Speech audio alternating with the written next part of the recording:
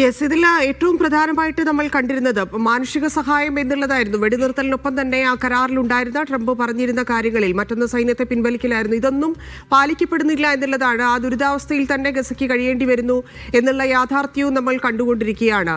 400-ലധികം ആളുകൾ വീണ്ടും ഈ കഴിഞ്ഞ മാസങ്ങളിൽ വെടിനിർത്തലിന് ശേഷം കൊല്ലപ്പെടുന്നതും നമ്മൾ കണ്ടു. അപ്പം ഈ സാഹചര്യത്തിൽ അറബ് രാജ്യങ്ങളുടെ നിലപാട് അതെന്തായിരിക്കും എന്നുള്ളതാണ്. മധ്യസ്ഥ രാജ്യങ്ങൾ എന്ത് നിലപാട് അടുത്ത ചർച്ചയിൽ എടുക്കുമെന്നുള്ളതാണ്. ട്രംപിന് ഇനിയുള്ള താല്പര്യങ്ങൾ ഏത് രീതിയിലായിരിക്കും? ഒപ്പം തന്നെ ഇസ്രായേലിനകത്തുള്ള നെതന്യാഹുവിനുള്ള സമ്മർദ്ദം അതെങ്ങനെയാണ്? ഇതിൽ ഏറ്റവും പ്രധാനപ്പെട്ടത് ഈ മാസം 29-ന് നടക്കുന്ന അമേരിക്കൻ പ്രസിഡന്റ് ഡൊണാൾഡ് ട്രംപും അതോടൊപ്പം തന്നെ ഇസ്രായേൽ പ്രധാനമന്ത്രി ബെന്യാമിൻ നെതന്യാഹുവും തമ്മിലുള്ള കൂടിക്കാഴ്ചയാണ്. അതായിരിക്കും ഒരുപക്ഷെ രണ്ടാം ഘട്ട വെടിനിർത്തലിലേക്ക് നീങ്ങുന്നതിനുള്ള കൃത്യമായിട്ടുള്ള ചില രൂപരേഖ ആ കൂടിക്കാഴ്ചയിൽ ഉണ്ടാവും. ഇസ്രായേൽ ഇപ്പോൾ പ്രത്യക്ഷത്തിൽ നിലപാട് സ്വീകരിച്ചിരിക്കുന്നത് ഹമാസിന്റെ നിരായുധീകരണത്തിന് മുൻഗണന നൽകണം, ഹമാസിന്റെ ഭാഗത്തു നിന്ന് തങ്ങൾക്ക് ഇപ്പോഴും വലിയ വെല്ലുവിളി ഉയരുന്നുണ്ട് എന്നാണ്. ഇതിന്റെ ഭാഗമായിട്ടാണ് ഇപ്പോൾ മാർക്കോ റൂബിയോ കഴിഞ്ഞ ദിവസം പറഞ്ഞത് ഇസ്രായേലിന് ഒരു വെല്ലുവിളി ഉയർത്തുന്നതിൽ നിന്ന് ഹമാസിനെ തടയുക, അതായത് ഹമാസിന്റെ മിസൈൽ ഉൾപ്പെടെയുള്ള സംവിധാനങ്ങൾ പൂർണ്ണമായിട്ടും ഇല്ലാതാക്കിയാൽ തന്നെയും ഈ ഘട്ടത്തിൽ നിരായുധീകരണത്തിന്റെ ആദ്യഘട്ടം പൂർത്തീകരിക്കപ്പെടും. അതിന് അന്തർദേശീയ സേനയുടെ വിന്യാസവുമായി ബന്ധപ്പെട്ട കാര്യങ്ങളാണ് മാർക്കോ റൂബിയോ വ്യക്തമാക്കിയിരിക്കുന്നത്. ഏതൊക്കെ രാജ്യങ്ങൾ സൈന്യത്തെ അയക്കും എന്നത് സംബന്ധിച്ചുള്ള ഒരു വ്യക്തത രൂപപ്പെട്ടിട്ടില്ല. അറബ് മുസ്ലിം രാജ്യങ്ങൾ ഏതൊക്കെ രാജ്യങ്ങളായിരിക്കും ഗസയിലേക്ക് സേനയെ അയക്കുക എന്നത് സംബന്ധിച്ചും കൃത്യമായിട്ടുള്ള ഒരു വ്യക്തതയിലേക്ക് വന്നിട്ടില്ല. ഖത്തറും അതോടൊപ്പം തന്നെ തുർക്കിയും സേനയെ അയക്കാൻ പാടില്ല എന്ന ഒരു നിലപാടാണ് നേരത്തെ മുതൽ ഇസ്രായേൽ സ്വീകരിച്ചു വരുന്നത്. പക്ഷേ ഈ രണ്ട് രാജ്യങ്ങളെയും മാറ്റി നിർത്തിക്കൊണ്ട് ഒരു സേനാവിന്യാസം നടക്കുകയില്ല എന്ന് അമേരിക്ക തന്നെ ഇസ്രായേലിനെ അറിയിച്ചിട്ടുണ്ട്. അപ്പോൾ അറബ് മുസ്ലിം രാജ്യങ്ങളൊക്കെയും ഒരുമിച്ചാണെങ്കിൽ മാത്രം ഒരു തീരുമാനം കൈക്കൊള്ളുക. ഇങ്ങനെ വരുന്ന സേനയുടെ നിയോഗം ദൗത്യം എന്തായിരിക്കും എന്ന കാര്യത്തിൽ വ്യക്തത വേണ്ടതുണ്ട്.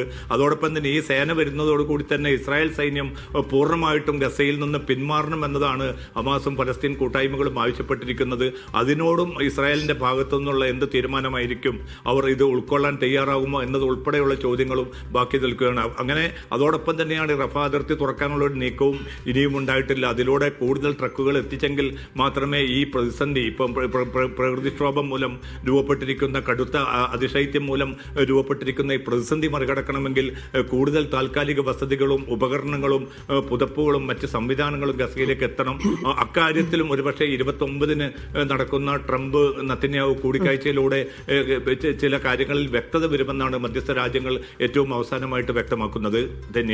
ഒപ്പം തന്നെ അതിൽ ഇറാനെതിരെ വീണ്ടും ഒരു ആക്രമണത്തിന്റെ പദ്ധതിയാണോ എന്നുള്ള ചോദ്യങ്ങൾ വരുന്നുണ്ട്. ഇറാനുമായി ബന്ധപ്പെട്ട വിഷയങ്ങൾ കൂടി നെതന്യാഹുവുമായിട്ടുള്ള മാസാവസാനത്തെ ചർച്ചയിൽ നടക്കുമെന്ന് കരുതുന്നു. അതിൽ നിന്ന് ലഭിക്കുന്ന വിവരങ്ങൾ എന്തൊക്കെയാണ്?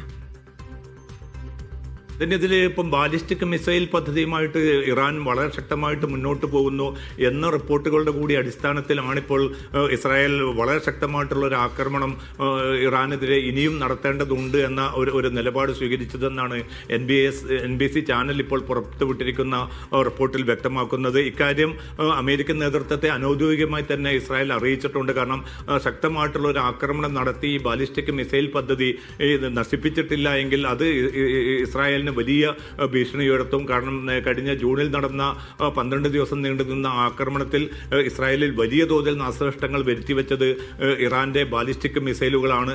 അതുകൊണ്ട് ആ പദ്ധതിയുമായിട്ട് വലിയ ബഹുദൂരം തന്നെ ഇറാൻ ഇപ്പോൾ മുന്നോട്ട് പോയിട്ടുണ്ട്. ആണവ പദ്ധതിയേക്കാൾ കൂടുതൽ ഇസ്രായേൽ ഇപ്പോൾ പേടിക്കുന്നത് ഇറാന്റെ ഈ പുതിയ ഏറ്റവും ദീർഘദൂര ശേഷിയുള്ള പ്രഹരശേഷിയുള്ള ഈ മിസൈലുകളാണ്. അതുകൊണ്ട് അത് എത്രയും പെട്ടെന്ന് നശിപ്പിക്കാൻ ശക്തമായിട്ടുള്ള ഒരു ആക്രമണം അമേരിക്കയുമായി ചേർന്ന് തന്നെ നടത്തണം എന്നൊരു നിലപാടാണ് ഇപ്പോൾ ഇസ്രായേൽ സ്വീകരിച്ചത്. ഇന്നലെ ചേർന്ന സുരക്ഷാ സമിതി യോഗത്തിൽ നെതന്യാഹു ഇക്കാര്യം വ്യക്തമാക്കിയതായിട്ടുള്ള റിപ്പോർട്ടുകളുണ്ട്. എന്തായാലും ട്രംപിന് മുമ്പാകെ ഇസ്രായേൽ പ്രധാനമന്ത്രി നെതന്യാഹു അവതരിപ്പിക്കാൻ പോകുന്ന പ്രധാന അജണ്ടകളിലൊന്ന് ഇറാനെതിരായിട്ടുള്ള ഈ നീക്കം കൂടിയാണ്. പക്ഷേ അതിനോട് നിലവിലുള്ള സാഹചര്യത്തിൽ അമേരിക്കൻ പ്രസിഡന്റ് തയ്യാറാകുമോ എന്നത് സംബന്ധിച്ച ചോദ്യങ്ങൾ ബാക്കി നിൽക്കുന്നുണ്ട്. കാരണം താൻ സമീപകാലത്ത് 10 മാസത്തിനുള്ളിൽ 8 യുദ്ധങ്ങൾ അവസാനിപ്പിച്ചു എന്നതുൾപ്പെടെയുള്ള അവകാശവാദങ്ങൾ ഉന്നയിക്കുന്ന ട്രംപിനെ സംബന്ധിച്ചിടത്തോളം ഇനിയും ഇറാനെതിരെ നിലവിലുള്ള സാഹചര്യത്തിൽ ഒരു ആക്രമണത്തിന് പുറപ്പെടുന്നത് വലിയ തിരിച്ചടികളും മേഖലയിൽ വലിയ തോതിലുള്ള പിന്നെ പ്രതിഷേധങ്ങളും ഒക്കെ രൂപപ്പെടുത്തും. അതുകൊണ്ട് വളരെ കരുതി മാത്രമായിരിക്കും ട്രംപ് ഇത്തരമൊരു യുദ്ധത്തിലേക്ക് ഇറങ്ങി പുറപ്പെടുക. പക്ഷേ ഇസ്രായേലിനെ സംബന്ധിച്ചിടത്തോളം ഈ ബാലിസ്റ്റിക് മിസൈൽ പദ്ധതി അവർക്ക് വലിയ ആപത്തായി തന്നെ കാണുന്നുണ്ട്. എന്തായാലും 29 നടക്കുന്ന ചർച്ചയിൽ ഇസ്രായേൽ ഈ കാര്യം മുന്നോട്ട് വെക്കുമ്പോൾ അമേരിക്ക എന്ത് തീരുമാനം അറിയിക്കും എന്നതും നിർണായകമായിട്ട് മാറുകയാണ്. ധന്യ. യെസ്, ഒപ്പം തന്നെ ഇപ്പോൾ ട്രംപിന്റെ നീക്കങ്ങൾ നമ്മൾ കണ്ടിട്ടുള്ളതാണ്. ഇപ്പോൾ ഈ 20 പദ്ധതിയിലേക്കൊക്കെ കാര്യങ്ങൾ എത്തിച്ചിരിക്കുന്നത് ഏത് സാഹചര്യത്തിലാണ്? അദ്ദേഹത്തിന്റെ മറ്റു ചില ലക്ഷ്യങ്ങളുണ്ട്, അറബ് രാജ്യങ്ങളെ കേന്ദ്രീകരിച്ച് പ്രത്യേകിച്ച് സൗദിയുമായൊക്കെയുള്ള കരാറുകളുണ്ട്. അപ്പം ആ രീതിയിൽ ട്രംപിന്റെ ലക്ഷ്യങ്ങൾ എന്താണ് ഉദ്ദേശം എന്തൊക്കെയുള്ളത് വ്യക്തമായതുമാണ്. അപ്പം ഇതിൽ ഏത് രീതിയിലായിരിക്കും, അതായത് നെതന്യാഹുവിനൊപ്പം നിന്ന് കാര്യങ്ങളിൽ തീരുമാനമെടുക്കുക എന്നുള്ളത് ഇനി സാധ്യവുമല്ല. നിലവിൽ ഈ കാര്യങ്ങളിലെല്ലാം ചർച്ചകളും മറ്റ് നീക്കങ്ങളും ഒക്കെ നടത്തിയതുകൊണ്ട്. അപ്പം 29 ചർച്ചയിൽ ട്രംപിന്റെ ഭാഗത്തു നിന്നുണ്ടാകാനുള്ള സാധ്യതകൾ ഇല്ലെങ്കിൽ എന്തായിരിക്കും സംഭവിക്കുക എന്നാണ് കരുതുന്നത്. ഒന്നാമത് നേരത്തെ പറഞ്ഞതുപോലെ ഇത്രയധികം യുദ്ധങ്ങൾ താൻ നിർത്തി എന്നൊക്കെ അവകാശപ്പെട്ടുകൊണ്ട് ഇല്ലെങ്കിൽ ആ രീതിയിൽ വോട്ട് നേടിയ ആളുകൂടിയാണ്. ട്രംപിനെ സംബന്ധിച്ച് എത്രത്തോളം നിർണായകമാണ് ഈ ചർച്ച? തന്നെ ഇതിലിപ്പോൾ മാർക്കോ റൂബിയോ, മധ്യസ്ഥ രാജ്യങ്ങളായിട്ടുള്ള ഖത്തർ, ഈജിപ്ത്, അതോടൊപ്പം തന്നെ തുർക്കിയുമായി നടത്തിയ ചർച്ചയിൽ റൂബിയോയുടെ ഭാഗത്തു നിന്ന് മുന്നോട്ട് വെച്ച പ്രധാനപ്പെട്ട 2 കാര്യങ്ങളാണ്. ഒന്ന്, ഈ ഗസയിലെ ഇപ്പോൾ പിന്നെ ആവിഷ്കരിച്ചിരിക്കുന്ന ഇപ്പോൾ പ്രാബല്യത്തിലുള്ള ആ വെടിനിർത്തൽ കരാർ ദീർഘകാലത്തേക്ക് തന്നെ മുന്നോട്ട് പോകണമെന്ന കാര്യത്തിൽ അമേരിക്ക ഒരു തീരുമാനത്തിൽ എത്തിച്ചേർന്നിരിക്കുന്നത്. 2ാം ഘട്ടം എന്ത് വില കൊടുത്തും അത് മുന്നോട്ട് കൊണ്ടുപോകണം. ട്രംപ് നേരത്തെ ആവിഷ്കരിച്ചിരിക്കുന്ന 20 പദ്ധതി പൂർണ്ണാർത്ഥത്തിൽ നടപ്പാക്കണം. പശ്ചിമേഷ്യയിൽ സമാധാനം ഉറപ്പാക്കണം.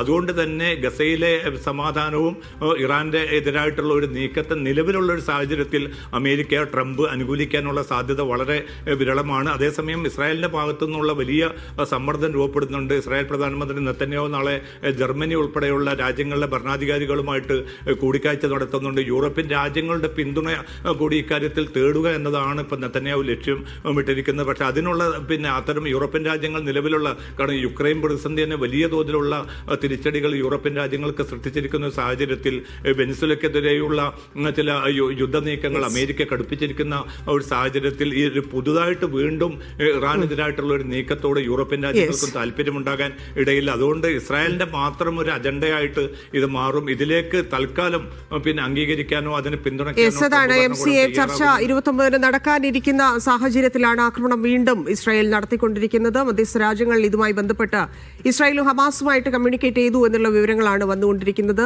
ദുരിതം മാറുന്നില്ല. ഒരു തരത്തിലുമുള്ള വിട്ടുവീഴ്ചയ്ക്ക് ഇസ്രായേൽ തയ്യാറാകുന്നുമില്ല. നന്ദി MCA.